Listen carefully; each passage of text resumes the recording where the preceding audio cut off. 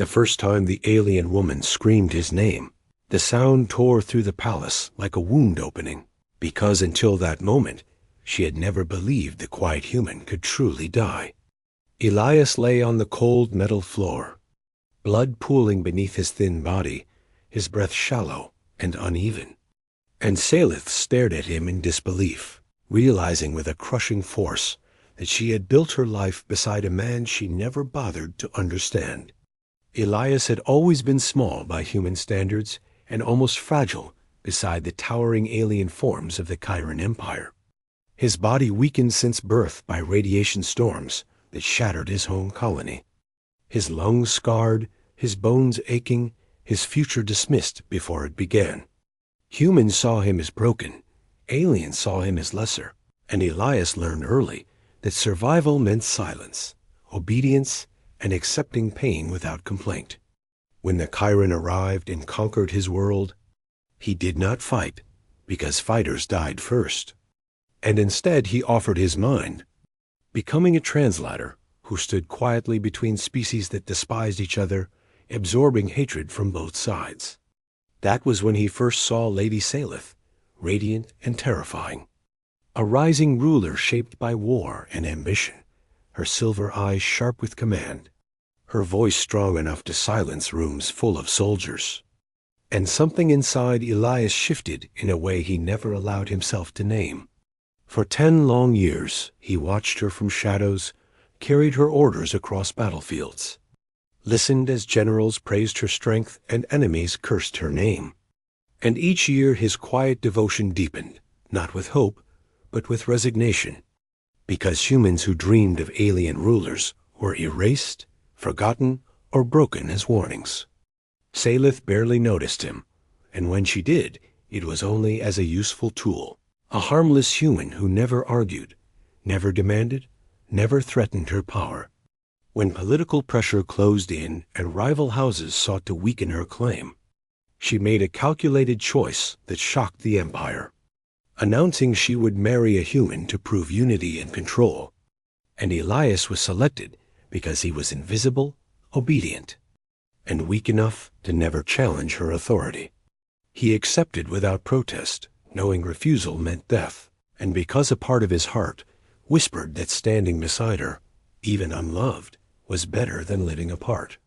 Their marriage was ceremonial and cold, watched by soldiers, nobles, and priests who sneered openly.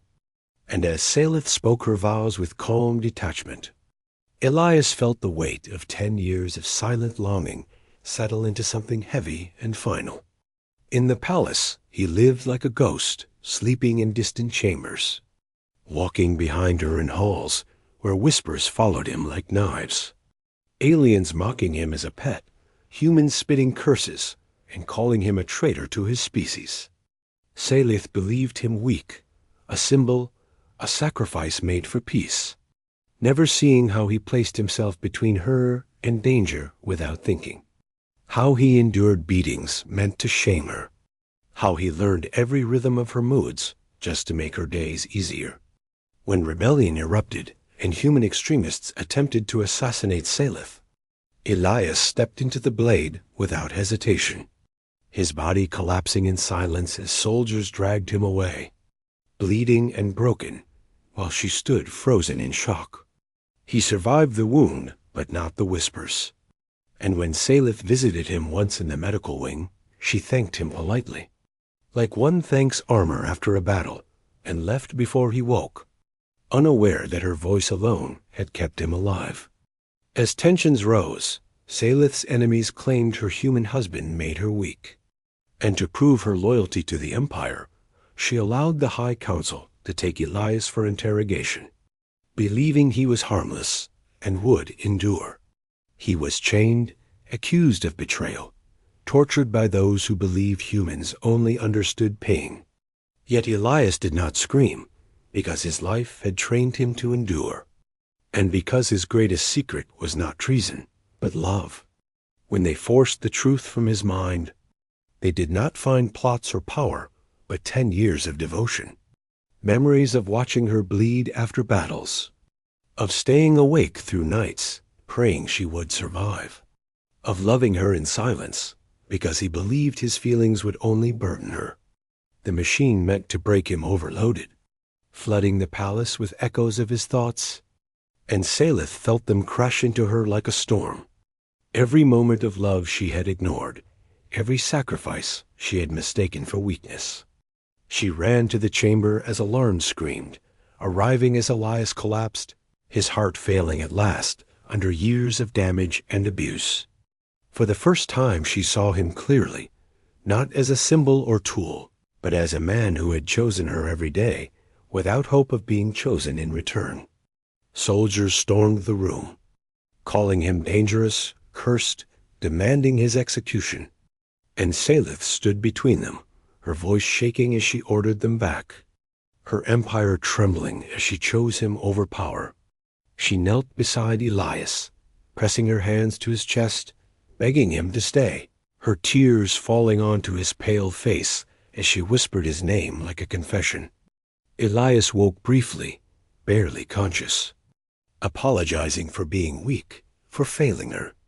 And the words shattered something inside Salith, because she finally understood that humanity's strength was not force, but endurance, not conquest, but love that survived neglect. The High Council declared Elias a threat and ordered his death. And in that moment Salith made her final choice, renouncing her crown, destroying her claim, and fleeing with her broken human husband into exile. They were hunted by both empires, surviving on forgotten worlds, where Elias healed slowly, painfully, learning that his love had not been wasted, that it had changed the heart of a ruler born for war. Salith learned what it meant to be human, to fear loss, to hope, to love without command. And years later, stories spread across the galaxy of an alien queen who abandoned everything for a man once thought weak, of a human who endured 10 years of silence and reshaped destiny through love, and of a truth no empire could erase, that even in the darkest corners of the universe, humanity's quiet hearts could outshine the coldest stars.